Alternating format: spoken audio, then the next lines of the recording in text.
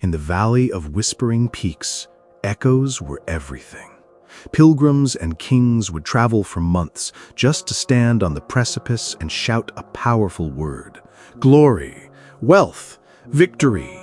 And the valley would dutifully return their proclamation, a sign of their own greatness. But in this valley lived an old man named Silas, who the villagers called the Echo Collector, and he was considered a fool. Before one could understand the folly of Silas, one had to understand the valley itself, for it was a place sculpted by the hands of paradise. The mountains were not merely jagged stone, but soaring cathedrals of silver and granite, their peaks perpetually crowned with snow that glittered in the sun like scattered diamonds. From these peaks, majestic waterfalls cascaded down in shimmering veils of liquid crystal, their spray feeding the meadows below until they exploded in a riot of impossible color. There were fields of sapphire lupines and crimson poppies, patches of golden lilies and wild fuchsia-hearted roses that climbed every rock face. The valley floor was cradled by a forest of ancient, silver-barked trees, and nestled within it were lakes so impossibly blue they looked like fallen pieces of the sky. The water was so clear you could see the smooth, colored stones on the bottom, and the air itself was sweet with the scent of pine and 1,000 different blossoms. Iridescent butterflies danced in the sunlit glades, and tiny hummingbirds, like flying jewels, zipped between the flowers. This pristine beauty was the soul of the valley, a perfect, harmonious world. Yet most visitors saw only the voice throw, the great precipice used for shouting. They trampled the flowers on their way, their loud retinues scaring the timid wildlife, their minds focused only on the echo they wished to hear. And amidst this overlooked beauty, Silas wandered with his strange contraption of glass jars and copper funnels. He did not care for the echoes of kings. Instead, he would kneel for an hour to capture the gentle echo of a dewdrop falling from a sun-drenched petal into a crystal-clear lake.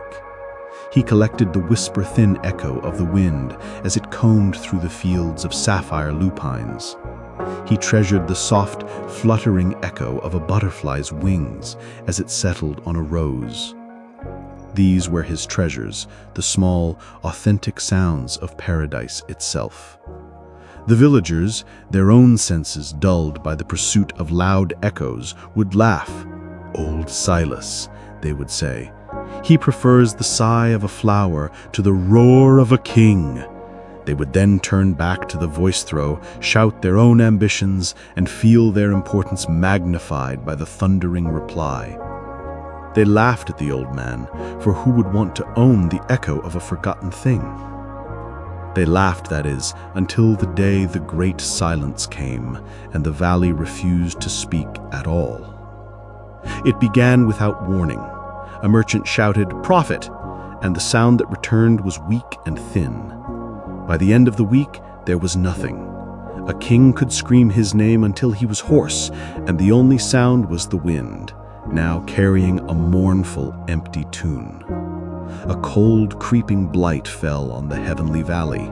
The vibrant colors of the flowers began to fade, their petals curling and turning a dusty gray. The waterfalls, once shimmering veils, now seemed to trickle with a heavy, lifeless water. The impossibly blue lakes grew murky and dull. The silence was not just an absence of echoes, it was an absence of life. The valley's soul was sick. In their terror, the villagers sought out Silas. They found him by one of the now dull lakes, trying in vain to capture the echo of a skipping stone, but the water met the stone with a sad, soundless splash. "Silas," the village elder pleaded, his voice choked with despair. "The beauty is gone. The valley is dying. We were fools. Can you help us?" Silas looked at their humbled faces, then at the faded paradise around them. "You used the valley as a mirror for your own noise. Did you ever listen to its heartbeat?" He led them back to the desolate voice throw.